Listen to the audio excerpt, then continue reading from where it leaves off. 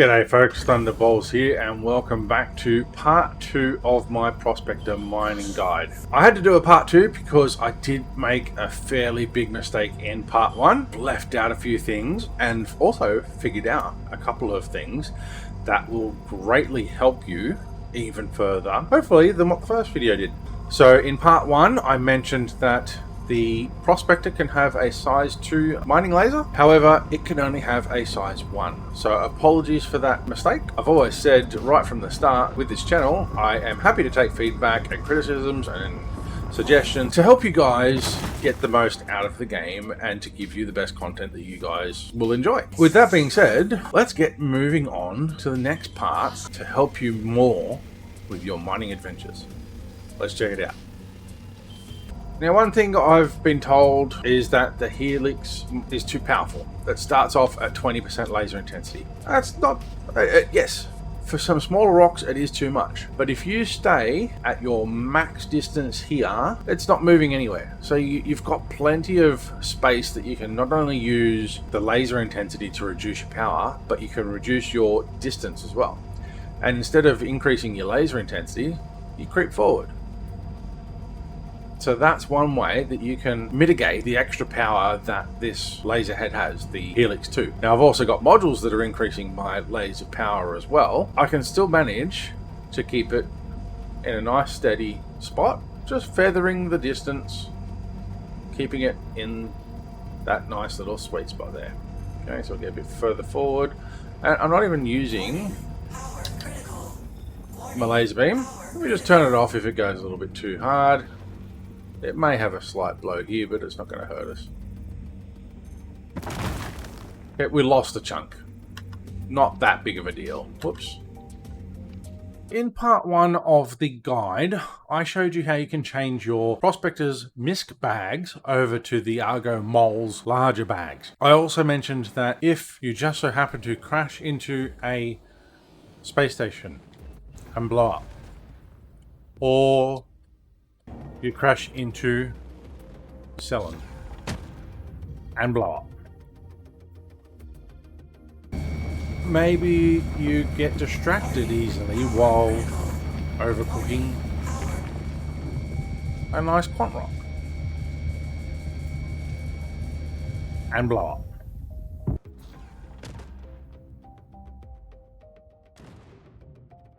Perhaps you just can't resist the urge to press that big red button and blow up.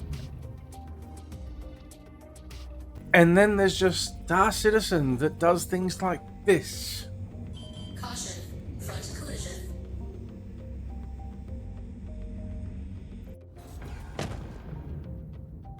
The hell?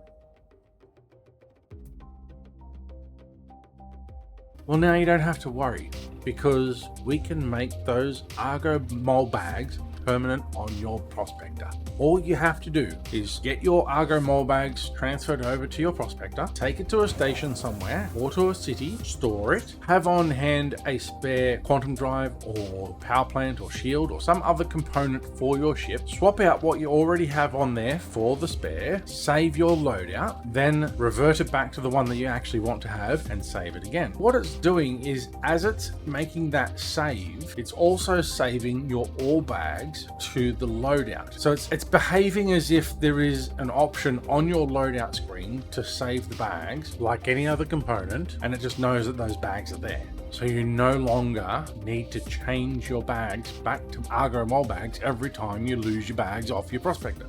Yay! You also aren't left with a bunch of moles and random ore bags left floating out in space that Scooter himself couldn't even sell in a day. If you haven't already done so yet, go and check out Scooter Sales over on Wicked Wookiees page by clicking the link here. Okay, so let's talk about something that I missed out on in part 1, and that is gadgets. You can get mining gadgets that you can equip on your backpack. You can then use that to attach to a large rock that is just out of your reach much for the prospector to break. These gadgets give you benefits as well as also some negatives. The one that I'm using today gives me an additional 50% to the optimal charge window, and it also reduces the rock's resistances by 50%. So as you can see in this example, I was so close to being able to break this rock. Here we go, here we go, here we go. I was getting, come on, little glimpses of hope. Adding this gadget was enough to tip me over to have the advantage to crack this rock. So let me show you how these gadgets work. So I've got my prospector here, which I didn't really actually land on the landing gear, but anyway.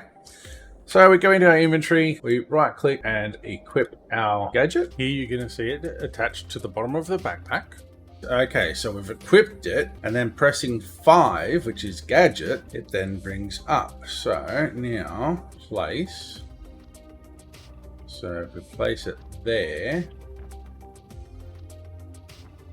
you've then got a little mini game to play. You've got 3 sliders that you can move up and down, and you need to match the same sine wave that is on the device. Once you have matched that sine wave, or within a tolerance, I think it's above 90%, I managed to get to 97% on this one, you can then activate the gadget. Once that is activated, you can then jump back into your ship and return to mining that rock as normal. Let's see how well we managed to do with this particular example. Let's see what our scan results tell us now. Resistance is only 7%, but instability is higher. But we're getting there. Look at that. We've got power. Alright, so I'm going to be keeping these gadgets in hand, or handy when I go out mining from now on, just in case I get one of these rocks that is impossible, but you can get that little sliver of charge happening. And you just need that little bit of helping hand. It's given us the less resistances. That's the biggest thing I needed, was the lowering of resistance, and increasing the optimal window is another big help as well. Instability is only a problem if you stuff up. I'm just winding back the power while we're getting up closer to the optimal, because I don't want it to skip ahead. All right, we're in optimal. Right down. Wow, we can go all the way down to 40% or so with half the resistances, and we're going to succeed. Look at that. Look at all that gold. Alright folks, now it's time for a bit of maths. What we're going to do now is we're going to work out between the different methods of refining what is actually going to be the most beneficial to you and your circumstances, and how much are you going to spend for what you're going to get in return, in more detail than what I did in the first one. Before it was just high yield, low yield, moderate yield, fast, long, slow, whatever it was. Now we're going to get into some actual numbers. So as you can see here, I've got 45,000 worth of unrefined ore on my prospector, mostly gold, 42,000 value of raw gold. If we move over onto our refinement center, so we're going to go and select our prospector and set up a works order. Now, one thing that I have realized after doing the first tutorial, that no matter what method you use to refine your ore, the properties still give the same result. So if you're doing a low yield method, let's say 10 SCU of ore, all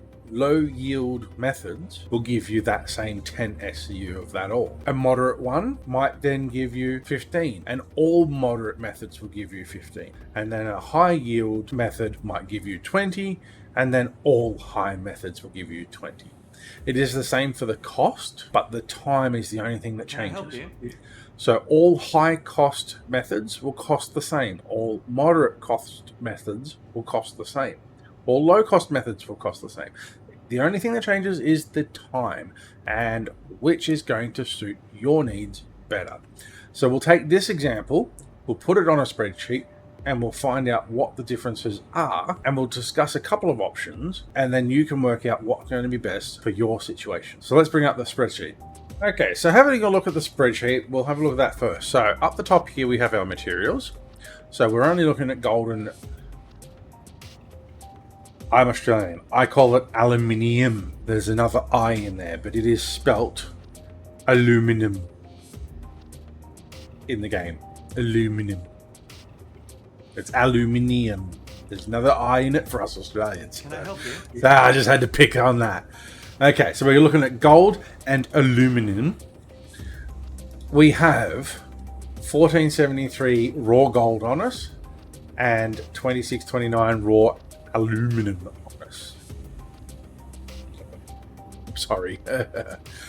Okay, so we're going to start off with the Cormac method. So as for all instances, we tick our buttons, we're going to refine it, we're going to get a quote. So this is going to give us our low yield yields. All of these methods, so we've got Cormac, XCR reaction, and Kaizen winnowing is going to give us a low yield, and it'll be the same, and we'll see that as we go along. So gold is going to be 824, aluminum is going to be 1564, and the cost once again is also going to be the same. This is a moderate cost method, 12468. All right, so it's a high cost at the moment. 43.5 minutes this is going to take, so 43.5 minutes. That's going to give us a cost per minute of 287 UEC for every minute that this is going to process. We're going to get 55 units of finished material for every minute. Okay, we'll have a look at the next method, pyrometric chromalysis, and we're going to get a quote. So this is now our high yield method, and we can see our high yield for gold is going to be 1177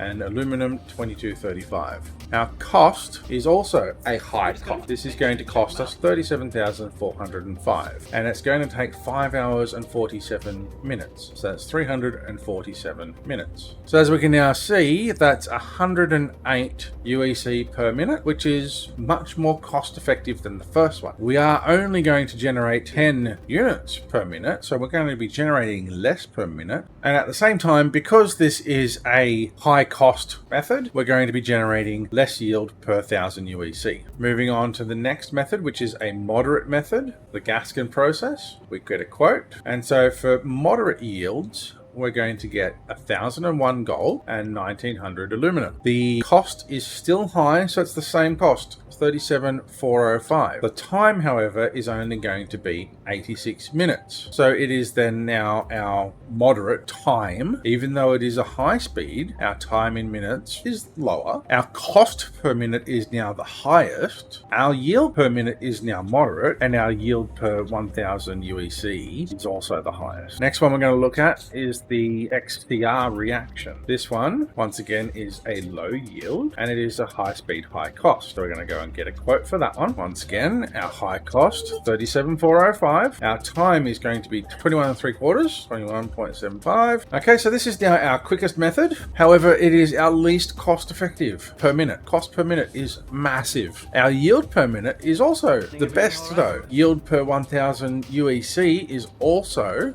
low.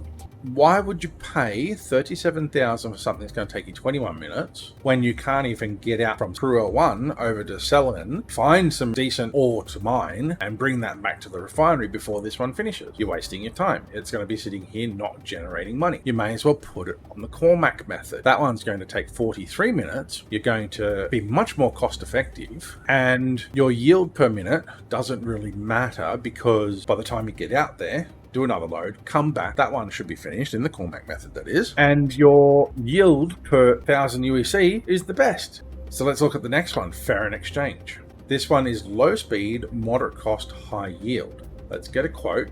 And so we're now looking at a cost of 12,468, which is the same as the first one. Okay, so our moderate cost, 11.5 hours, roughly, 695 minutes there. So that is now our best cost per minute at 18 UEC per minute that it's running. That's the most cost-effective processing time. Looking at the yield, we are only getting 5 SCU per minute. So it is our lowest yield per minute that it's running. However, it is also by far the best yield per 1000 UEC you're spending. Now, because this one is taking 11 hours to process, you can spend 2 hours going from Krua 1 out to Selin and back again, doing 4 runs and leaving this run overnight, picking up 1 load of cargo in the morning and taking that to sell, giving you a bigger payday at once, and you're only taking 1 trip to sell. This is also good if you get on of an evening and then you have a playtime and then you go to bed, you wake up, you go to work, you come home, everything's going to be finished for you. You get on. The first thing you do is you come, complete your work orders, you grab all of the cargo onto a transporter, take it off, sell it, then come back and start doing another couple of runs of mining. That is going to be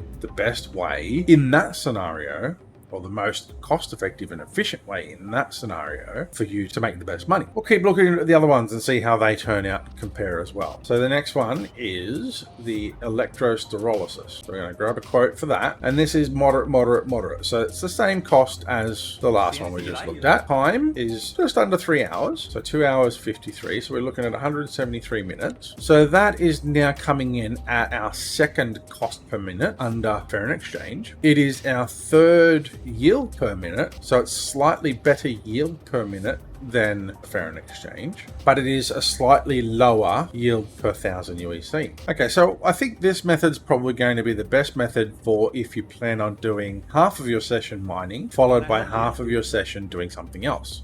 Let's get back into the refinement center and have a look at the next method, which a lot of people think is the best method because it is the longest with a high yield and a low cost. So let's check it out. So this is now our cheapest cost at 6234. And while we're here, we may as well fill out the next ones because they're all going to be the same as well. This one's going to take us 34 hours and 46 minutes. So that is a total of 2,086 minutes. Now that is nearly a day and a half. This is absolutely by far the most cost-effective method. It's the cheapest per minute that it's running. However, it has the lowest yield per minute, and it also has the highest yield per 1,000 UEC spent. So yes, this is the most cost-effective method, and this could be good for people who are constantly playing, and you're just constantly putting in works orders every day without fail. That's all you do. Mine, mine, mine, mine, mine. It could also be a good way for you if you know that you're going to be able to play today and not tomorrow, and then the next day you can come in and collect those works orders. That's another good spot for this to be in. It's up to you really to decide which is going to be the best for you. We've still got more maths to do. We'll check out the last two different methods, and then we're just going to concentrate on the spreadsheet for a minute. Thermonatic deposition. As we said, 6234 is the cost. Our time is 8 hours and 41 minutes. So this one is 521 minutes. So this is a fairly slow one. A good cost per minute, a bad yield per minute, but a pretty good yield per 1,000 UEC spent. So this would probably be where you would use this at the end of the night. Let's say you're doing a bunch of runs for some Fair and Exchanges, which are going to run for 12, 13 hours a piece, and you've already put a few works orders in, and then the last one you do of the night would be this one, which would finish at about the same time as the first one that you did of Fair and Exchange. So then you can collect them all up at the same time. That's one way to look at it. Still a very good cost-effective way. The last one we're going to look at is the Kaizen winnowing, and so this one's going to take us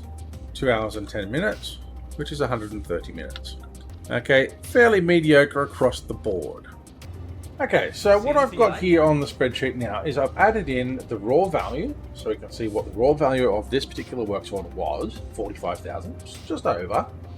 And then next to that is the percentage of the cost based on the high cost, mod cost, and low cost. So the high cost is 83% of our raw value. So we've only got a 17% profit on the raw value there. Compared to 28 and 14%, high cost is a massive difference. So I am going to eliminate all high cost methods off of this spreadsheet for my personal preferences. So 3 high costs here, and I'm just going to hide them. So we've gotten rid of those. We're now left with 6 different methods. Okay, now me personally, I've already established that I'm here to get a high yield. So let's now wipe out everything that's not a high yield. We'll grab the Cormac, the electrosterolysis, the thermonatic deposition, and the Kaizen winnowing. Now let's hide those. So we're now left with 2. We've got our 2 high yields. Now that I've gotten rid of everything but the high yield, I have now converted everything into hours, just to be able to work it out a bit easier. Okay, so now let's look at some percentages of cost and time between these two ones. So we already know that by looking at the numbers that the cost is double. So if we go equals that divided by that, we've got 50%. So our Dynex solventation is 50% the cost of Fair and Exchange.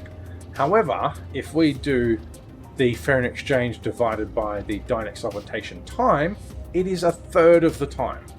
So we can do 3 Fair and Exchange runs for every Dynex solventation run.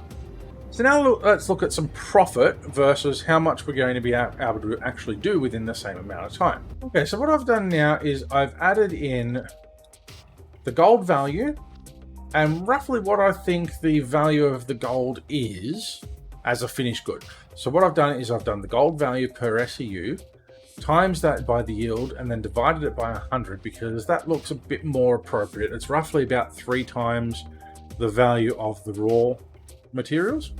So we've got 45, 90, 135. I'm sitting at 167 here. So maybe this, divide the yield by 100, that gives us our SEU, potentially, like a cubic SEU or something like that. These values look roughly right, as far as I think, for what we would get for this particular yield. Okay, so we can now do 3 times the runs at Ferron Exchange than what we can at Dynex Solventation. We've already established that. So we multiply that by 3, we get 502,875 in a day and a half compared to 167,625. Okay, now let's look at the cost. The cost is 1 run, 6234, as opposed to 3 runs at 12468. Which is 37,404. Now, if we take those values and look at our profit, equals our total value minus our cost, is we're going to get 465,000 in profit versus 161,000. I think I know which method I'm going to go with, and that is Ferron Exchange. I can now do 3 runs of Ferron Exchange in the time that I can do Dynex Solventation. Once again, this is just my preference. There is maths behind it, but the maths is the maths to my reasoning. It may not be the absolute best dollar for time, for UEC, for travel, all that sort of stuff taken into consideration, but 3 times the amount over the same amount of period, even if I was only to do 1 run of Dynex Solventation today, 1 Ferron Exchange today, 1 Ferron Exchange tomorrow, pick them both up at the same time, I'm doubling my money. So let's go and put that order in. See anything you like? Let's go and select our prospector, set up a works order, go and select the Ferron Exchange, gold and aluminum, and get a quote. I don't have enough funds for it. I only have 776 UEC. Well, I won't be setting up that works order just yet. I have no idea where my money has gone, but I will come back later because I've got a bunch of works orders complete here. I need to go and sell those. I've got another one that is going to be completing in, where is it? Why aren't you scrolling across? Let me scroll across, please. In an hour, because I accidentally set that one up. So I'll let that one finish and I'll come back and I'll go and sell all of those at once, and then I'll set up the next order. Hey guys, Thunderballs here. Thanks for watching. Really appreciate all of your support, especially my Patreon supporters over on Patreon. Please see the description down below if you would like to support my channel a bit further by subscribing over on Patreon. You do get a few extra benefits over there with the giveaways. I've also got a Discord server, which is discord.gg/Thunderballs. Please feel free to head over there and join the community, where you can get extra information on Star Citizen news and my streaming events, as well as possibly joining me in-game for a chat and a play. Once again, thank you everybody for watching, and please don't forget to subscribe and like and comment on any of the videos that you see and like, as well as subscribing over on Patreon if you feel I deserve it. And until next time, Thunder out.